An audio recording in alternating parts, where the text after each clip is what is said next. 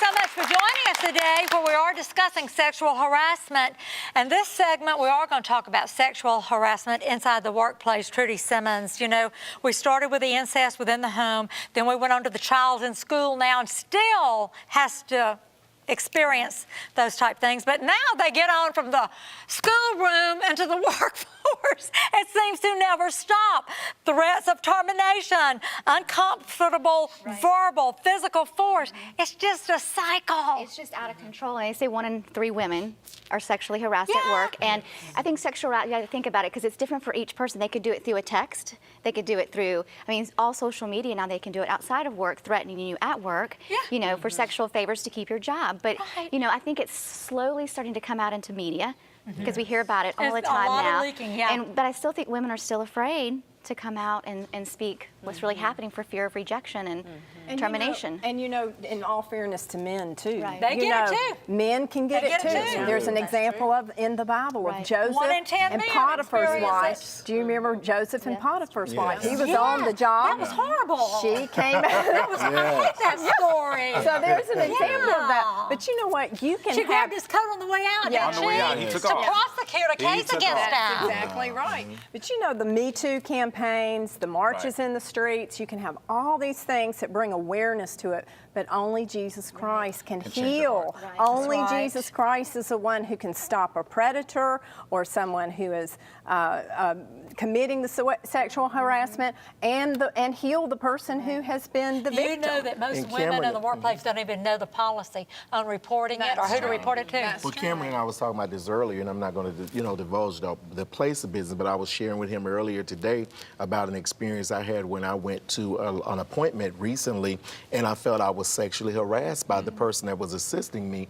And, you know, to me, you know, I think there's nothing wrong with innocent flirtation, but when it goes to the point that you begin to offend someone and make someone uncomfortable, whether you're male or female, I think that at that point it is harassment. And one of the things that we were talking about is that, again, the double standard aspect, because the reality is if what had been done to you, and as we found out, the same thing had happened to me, and so what was done to us, had we been the one to do it, it would have been an uproar. And so the bottom line is that I think that harassment is harassment, and unfortunately we don't necessarily see it that way.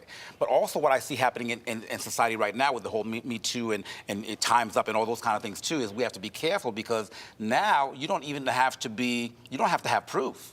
True, that's true. Just an accusation. You just an accusation. And so we have to be careful that we don't swing the pendulum way to the other side. And I think that has happened. You know, the designer, Donna Karan, where she tweeted that, you know, maybe women should think about some of the things they wear and the positions they put themselves in.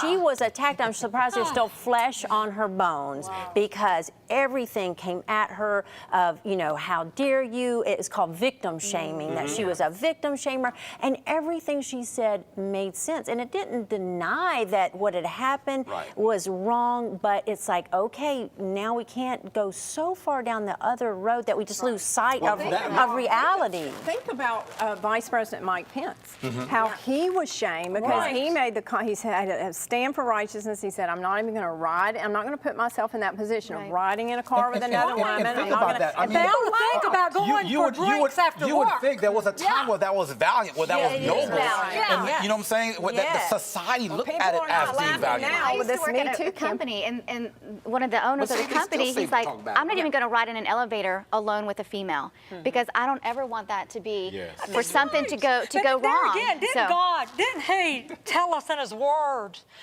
the woman is to be in the house raising the children? I mean, didn't he set the standard right there? That's another show. That's not always enough. If we did it God's way, we wouldn't have these problems, would we? Most of the church doesn't want to hear that. So when you what God, he set it up the so we Bible wouldn't have to sets it deal up. with this stuff. But that's why we talked about in the last segment, in a sense of him being Lord. There is a way to live life. In the Bible, people say all the time, well, a manual doesn't come with that. No, there is a manual for living, for being a husband, for being a wife, for being a parent. But I think we don't like the manual. But I think we get into the whole. We want to pick and choose what it says, but I think, if you think about it, if you've been sexually harassed or if you have been a person of incest, the best thing that you can do for yourself is forgive and not hold that blame inside your heart, because that's going to... But all too often we feel like you become the victim. I remember, another incident. I remember I was about 19 years old and I was working in an establishment, and at that time I was just working, just a bank teller part-time, and we were about to open another branch somewhere, and they were showing us that some of us possibly may be going to this branch. So the division person asked me to ride over with them and look at the branch, and when we got there we were talking about the thing, and when I turned around she kissed me. Now I was 19 years old, as a kid, and I think it startled her, although when I have to be honest, my hormones were racing, but at the same token, you have to be honest, but I think it startled her because she realized how shocked I was, But sometimes we have to understand in sexual harassment, it's a degree of manipulation that happens there. And most time we always go after somebody who we feel is weaker or has less power than us. So the term harassment on itself, that tells you Satan comes to kill, steal, and destroy. And so that tells you that that doesn't come from God. That's demonic. It is a demonic spirit of perversion, of adultery, of fornication, whatever. Rebecca, and you let have me to tell learn. you, years ago, y'all remember when there was such a thing as obscene phone calls? Remember those obscene phone calls? Well, every night about midnight, I would answer my phone after you're asleep and you wake up, and it was an obscene phone call. Well, at first I thought it was just a random number, okay? But it kept on, and it kept on continuously. The same time, it would wake me up, and it'd be this.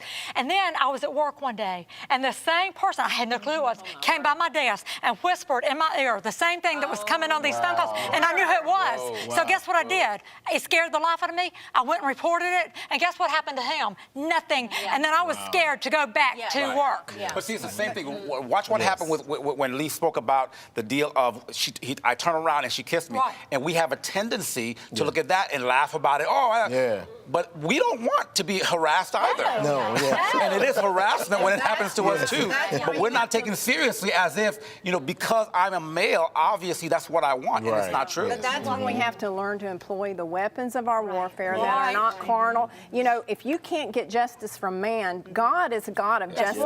And you begin to plead the blood of Jesus, you begin to bind that spirit that is trying to harass you. God can take bad things and turn them to good. I left that job, went to work at the hospital where I met my husband. There you go. So see, he turned it. That's right. Isn't that amazing? To Rebecca's point, you have to walk away from a spirit of victimization, and you have to take up your authority and walk in that authority, so people know that they can't. They can't do that. You don't get Right. them This is power. good. Stay with us. We'll be right back. Yes.